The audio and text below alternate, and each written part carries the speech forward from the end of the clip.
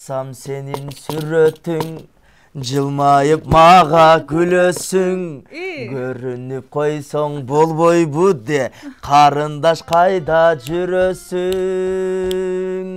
O karındaş Senikinde gözleri tabılbas Göz karашың ötüp baratat O karındaş Бул ырды Канат Бекеринен ырдаган жок.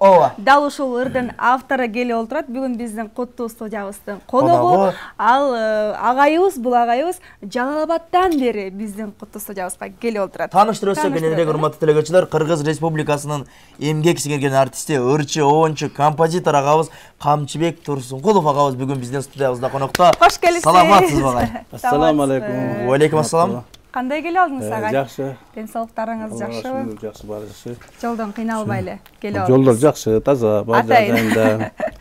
ЛТР үчүн келгениңизге ыраазычылык билдиребиз агай. Рахмат, бир жакшы үмүттө, жакшы тилекте келип отурабыз.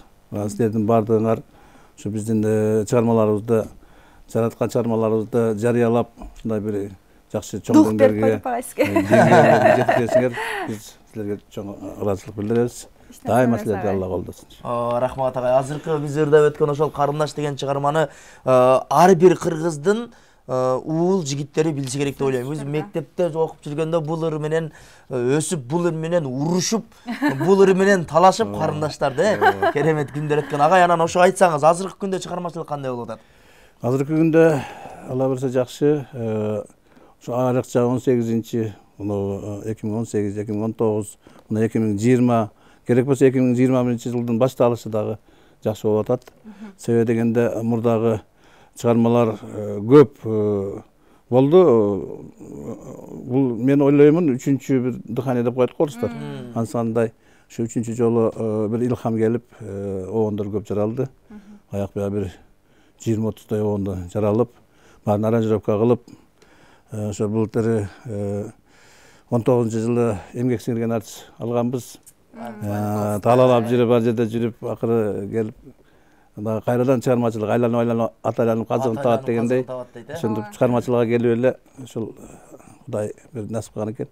Шуну алып андан кийин дагы өзүңө күч кубат келип, дагы эми илхамдар пайда болуп, ошондон кийин буюрса жакшы. Ошонун баарын аранжировка кылып, концертке даярдап отурабыз, отчеттик концертке Кудай буюрса. Муну апаттар, тоскоолдуктар өтүп калса, жашла бир концерт беребиз деген отчеттик концерт деп коет элек. Жогоруда Карындаш деген аталыштагы ыр деп калбадыбы агай? Ошол туурасында тарыхын айтып берсеңиз. Кантип жаралып калды эле негизи? Карындаш, ал Карындаш азыр барбы? Барбы? Эми ошол убакта 76-жылы мен аскер кызматын бүтүрүп келдим. Ошол 74-75 кызматты өтөп жүргөндө ошол бир казактар бар, 15 сутка бар армияга чогуу барат электе. Ошол убакта бир казак балдар менен байланышып, достошуп, андан кийин ошол убакта силер билбейсиңер, бизде бар эле жана тетрадтарга, общий тетрадтарга эстелик жүрөбүрчү эскерип деп туруп жазып туруп, андан кийин бири-бирибизге постоянно мындай өткөрүп, ар бир эстелик катарында өзүнүн кол жазмасын жазып кетчү эле да. Ошондой алар казактарда да бар экен. Анан ошондон ушул карындаш деген ырды, булар карындаш деген ырды бир башкача бир тууган катарында эсептейт экен да. Бизден карындаш деген баягы жакшы көргөн кыздарыбыз карындаш дейбиз. Анан өзүбүз да карындаш дейбиз, берки өзүбүздүн карындаштарды. Ошон үчүн ошол жактан жаралып келген ыр бул ошондон алып сразу башкача эмеге которуп сөздөрүн.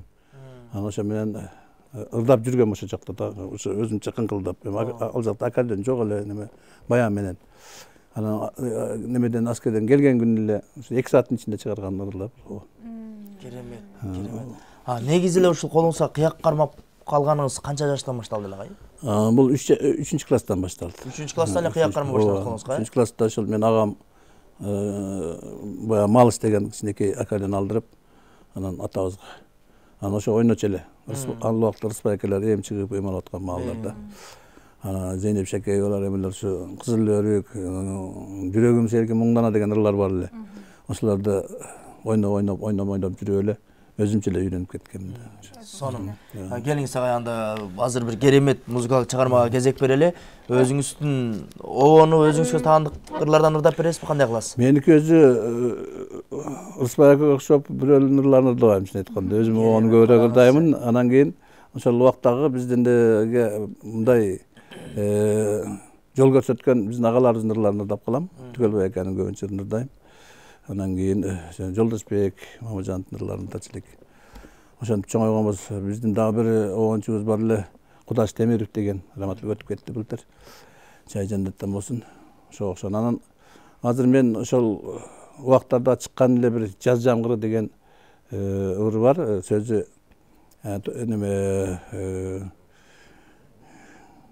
сөзү меники.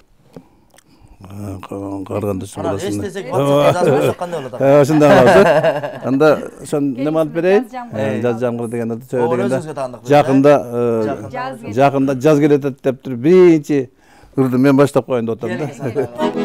Жаз бүтүп керемет чыгарма менен.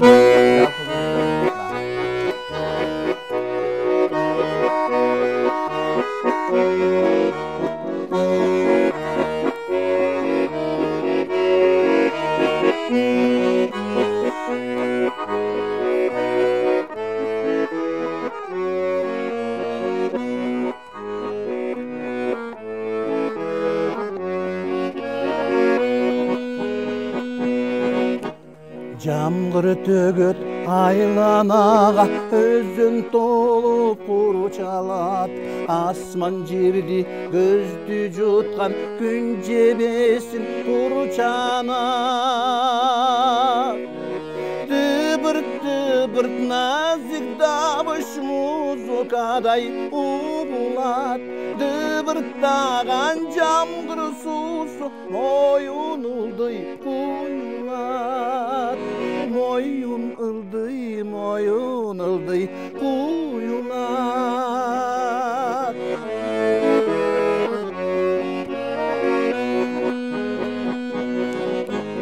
Kız jigitler kınalışıp kol çatırga jaşınat. Kızgaldakların жерге еліп жамгыр суусу тамчылар. Dıbırt nazik dabış muzikaday uğular. Dıbırttagan жамгыр суусу moyun ıldıy kuyular. Moyun ıldıy kuyular.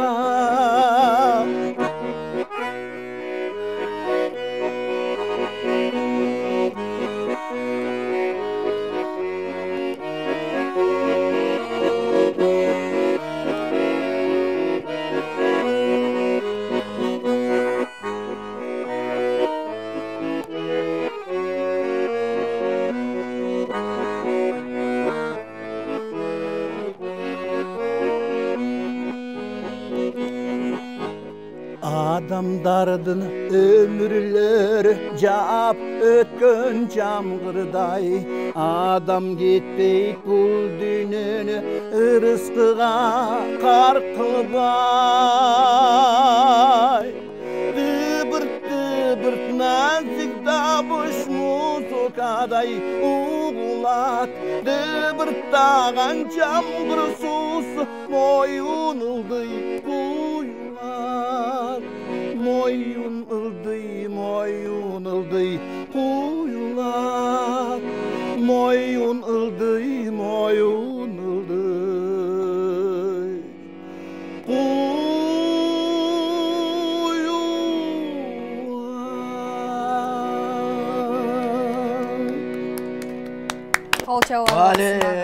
Азамат караңыз. Көрүшүлөрүбүздүн уйкусун ачып койдуңуз. Сыртта кадимгидей эле жамгыр жаагандай болуп кетти го, мындай бир жамгырдын жыты келгендей болуп, керемет. Сонунага эң сонун негизи бул Бактияр Токторов эмгек сиңирген артист бар го, ошол агабыз айткандай эле жанагы жакшы ырлар жаралбай калды деп жеңең кууп атат көчөгө. Барып сулуу кыздарды көрүп бир жакшы ыр жазыш керек болуп калды деп тамашалап айткан сөзү бар. Негизи обондун жаралышы кандай болот? Обонду мен өзүм айта турган болсом, мен сөздү биринчи тандап алам да. Сөздү тандап алам. Себеби дегенде илгери баягы улуу акындарыбыз Эсенкул Ибраев, Турар Кожомбердиев, Исабек Исаев окшогон акындарыбыздын китептери чыкчу эле да. Ошо китептерден эми өзүң көрүш каякта, биз биякта болсок, булар биякта болсо. Ошол китептер аркылуу анан ошонун ичинен ырларды тандап, сөзүн тандап, анан ошо менен оон чыгарат элек. Азыркы мезгилде болсо Facebook деген чыккан. Facebookка бүт акындар, жаш акындар жалаң немелерди чыгарат. Айрыкча кыздар көбүрөөк жакшы мындай тексттер жазып атышат. Балдардан чөтө азыраак. Илгери Союз маалында беркиндей эле да. Аялдар азыраак болчу да. Эми азыр бирок жакшы күчтүү жазгандар бар арасында. Ошолордун арасынан тандап WhatsApp аркылуу жөнөттүрүп, анан заказ катарында эме кылышып, анан мага айтышат. Жалпы канча оон? Жалпы ошол Союзга чейин бир 30дай оон болсо азыр 3-4 жылдын ичинде кийинки жылдарда уже бир 40дай, бир 70дай оон бар да аякпай. Эстрада жылдыздарынан дагы. Эстрада жылдыздарынан азырынча эми азыр Нокенден өзүздүклөр өтүп атат. Анан Дилшат дагы бир ырымдырдап жүрөт жаңылардан. Анан кийин неме дагы ырдап жүрдү эле баягы жигит өмүр кайда шашасын, кечеге эле кыз жигит, бүгүн көрсөң ак чачтуу деген атты. Чора эле. Чора тобу. Ошолор ырдап жүрүшөт. Анан ашыкмын деген ырык бар, барпын сөзүн. Аны көөлөр ырдап жүрүшөт. Жанагы тамагың ашыкмын, жамалың ашыкмын деген. Ошол. Керемет агай. Негизи ушул маданият чөйрөсү жөнүндө, чыгармачылык жөнүндө жалпы сүйлөшүп калбадыкпы анан агай. Ушул Союз учуру менен азыркы учурдагы маданият кандай? Акыбалы кандай? Акыбал дагы эмес дагы түп табыр менен өзгөргөн да, чынын айткандачы. Анан ошол убакта Союз маалынан баштайлык, эми сөзү дегенде башыбыздан өткөн эме катарында. Союз маалында ошол бир кичинекей маданият үйүндө жумуш иштеп калсаң деле, ошо айлыгы деле баягы жакшы. Анан тегиз да бар жокто. Бул шаар менен айылдын эч кандай айырмасы жок. Баары тегиз айлык алчу эле, биринчиден. Экинчиден инструменттердин баары бар эле. Ал убакта азыркыдай болуп тендер жарыялап анан паланча пустанча деп кагаздарды көбөйтпөйт элек. Барып бир магазинге барат элек, ошол магазинден музыкалдык магазин болсо, ошондон аккордеон алсак, алар талон жазып берет эле, болду, ошо менен бар жоктун баарынан кутулат элек. Азыр бир инструмент алыш үчүн бар жоктун баарына айланышыбыз керек да. Анан ошол убакта кружоктор көп болот эле ал убакта. Кайсы кружокко комузга катышасыңбы, же аккордеонго катышасыңбы, кандай эме кылсаң өтө күчтүү мугалимдер сабак берет эле. Азыр эми анын бирөөсү да жок да, чынын айткандачы. Баягы демократия анча болуп кетти, азыр баары өзүбүздүн каалаганыбызды жасап калдык. Ага такыр эле жолоштун эмеси жок да, аракети эле жок болуш керек азырчы. Ошондой анан ошо менен биздин мен жаштарга көбүрөөк кайрылып элем, ошол баягы көчөгө чыгып ойноп кетип, анан неме кылып кетип дегендер да ошондон башталса керек деп ойлойм да. Эми азыр спорт атат.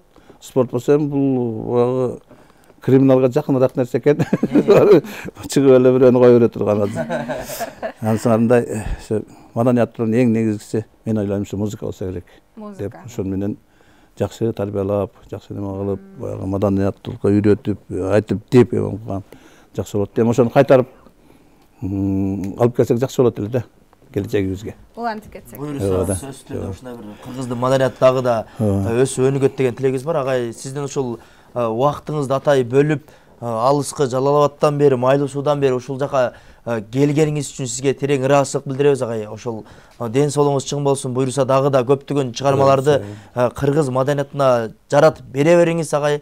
Буюрса сизге дагы ийгиликтерди каалайбыз. Эми урматтуу телекөрүүчүлөр, эскерте кетсек, бүгүн бизде эфирде Кыргыз Республикасынын эмгек сиңирген артисти, ырчы, обончу, композитор агабыз Камчыбек Турсункулов агабыз ушул атайы Жалал-Абадтан бери жол арытып, ат карытып дегенде ушул бизге келип бир керемет эфир курду. Андыктан азыр урматтуу телекөрүүчүлөр, ушул агабыздын дагы бир керемет чыгармасына кезек берели дагы, андан кийин биз эфирибизди уланталы. Келиңиз анда агай, өзүңүздүн дагы бир керемет чыгармаңызды аткарып бериңиз. Жалпы биздин көрүүчүлөрдүн урматына сизден керемет чыгарма болсун.